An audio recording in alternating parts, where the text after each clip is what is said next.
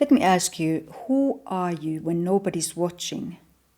When there's no one to perform to, no one to convince of anyone, no one to sell to, no one to control, no one to direct, no one to please. Who are you in the quiet moments? Alone or with just your family? Is there a difference between those two? So, is your strength, is it genuine or is it a performance? Let's backtrack a little bit to a time when you first started to understand what strength is. What was it that gave you an idea that somebody was strong?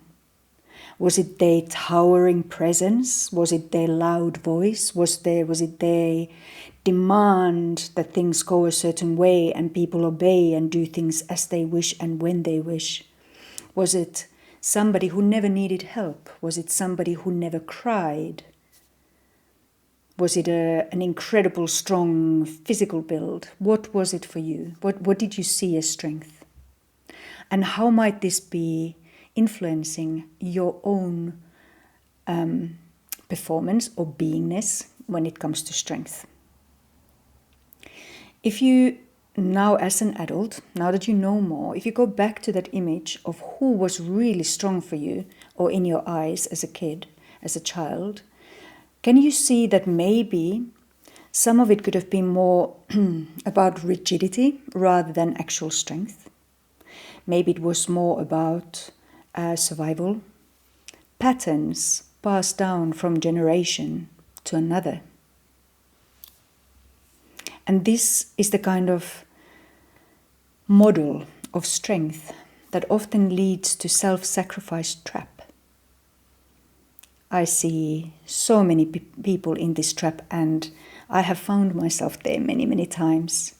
The self-sacrifice trap looks like saying, I'm fine, when you are not. Because you don't want to inconvenience, you don't want to make people uncomfortable. And true, not everybody has the right to all of you. Not everybody deserves to see your soul at all times necessarily. But I'm fine is quite a toxic habit for many. Saying yes when you mean no. Pushing through, key words. Pushing through, just push through. You gotta push through, elevate, optimize, level up, push through.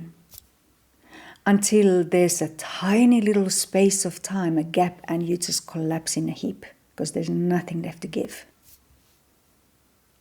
What would being strong look like next to that kind of performance?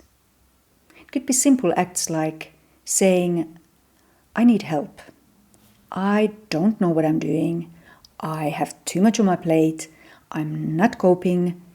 Please help me. It could mean like taking a rest, taking a little, just pausing instead of pushing through until collapse. Rest instead of give up. Rest instead of quit. Yeah. True strength, it includes yielding. Like in martial arts, for example, it's not a strong fighter who would meet everything head on. Yielding and redirecting energy is a skillful application of strength. Much like a bamboo will bend and yield and then come right back up again when is possible and the right moment. This is true strength that I find applies to us humans beautifully. When you're stretched to an absolute far reach of your adaptability and you stay there, there's nowhere else to go. You have no more slack, no more give. That's the point where you end up eventually breaking. And to defend your position, you have to engage a very narrow perspective, very narrow range of reactions as your responses in order to hang on and stay in that position. So wouldn't it give you more strength if you were able to let go and come back to center as soon as you could? So maybe if something else over here calls for your resources, your attention, you could go there and come back. You could meet whatever is required of you here and come back. Maintaining your integrity, your core, maintaining alignment with yourself, who you are here to be, what you are here to do, instead of staying fixed onto just one part of your identity, one part of your life, perhaps. Yeah. And this is what we see at 3 a.m. when the house is quiet around you, when you're all alone. If you are comfortable with your own energy, your state of being, if you're comfortable with your thoughts and you can rest easy, or if you actually just want to run away from it all, right?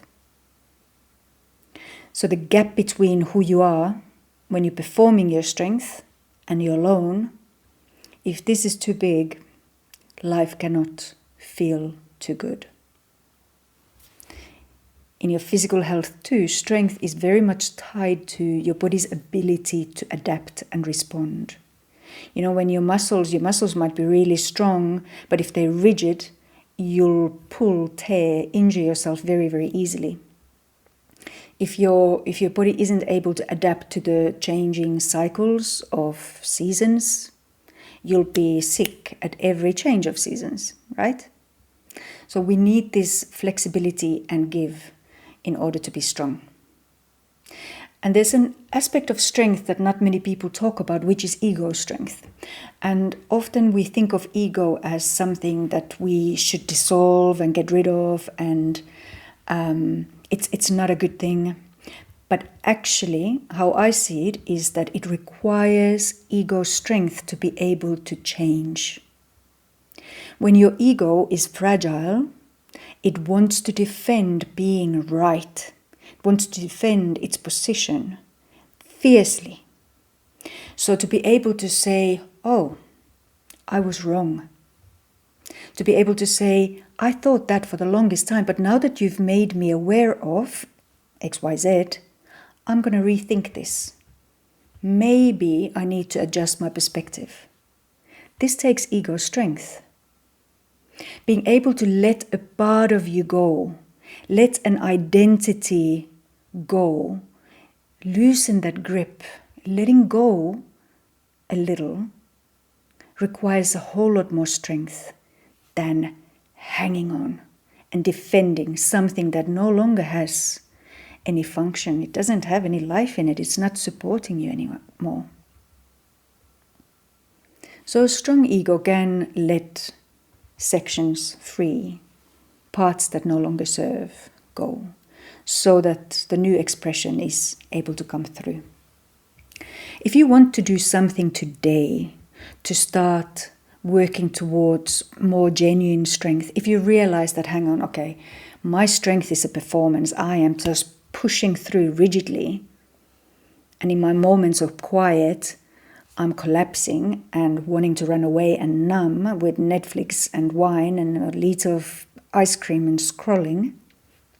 If you want to start to change that, then one of the easiest ways to start coming back to center is to just set your alarm. Set up 4 or 5 reminders throughout the day at random times that just tell you to stop. And your aim is to stop momentum. No matter what you're doing, if it's possible for you to just put everything down and just stop for 1 minute, 2, if possible, 2 would be better. Wow, I'm getting balloons with this celebration for this idea. Stop for 2 minutes. No more balloons. Stop for 2 minutes and just bring all the momentum to a standstill, so that you can choose whether you stay on this lane or you need to adjust a little, so that you don't snowball just from one thing to the next, to the next, to the next. Run on that track. Stop. Feel what you're feeling. Get real. Get honest. Let it be. You don't need to fix it. You don't need to change it. You don't need to judge it. Nothing. Just stop. Slow down. Acknowledge. let it be what it is, and then choose in which direction to start building the next bit of momentum until your next alarm. So all of these ideas about strength and what it means and whether you are actually strong or performing it, this is not a mind game.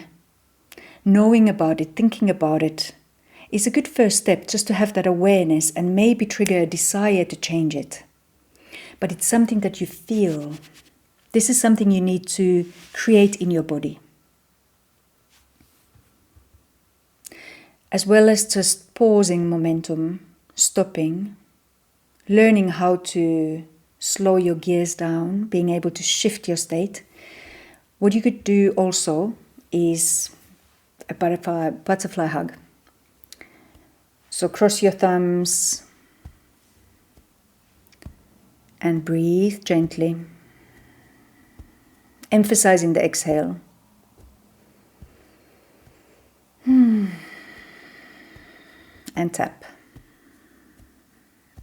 For that 1 or 2 minutes that you are bringing momentum to a standstill, as close to standstill as you can. If you need more help than just being and breathing, do this. And feel in your body what it does for you. You're your own best lab. There are millions of techniques out there that could be useful, but none of them are if you don't actually do them. And you'll only find the best ones by trying things out. So maybe your first day, you do this every time you stop for 1 or 2 minutes. Maybe the next day you do something else. Empower yourself. If you want any suggestions on what else you could try, just comment below. I need tips. Let's talk. I'll help you. This is important. This is important to me because right now we live in a time that is not easy. Being strong in your center, grounded in and aligned with who you are, what your truth is, who you are here to be, is very important.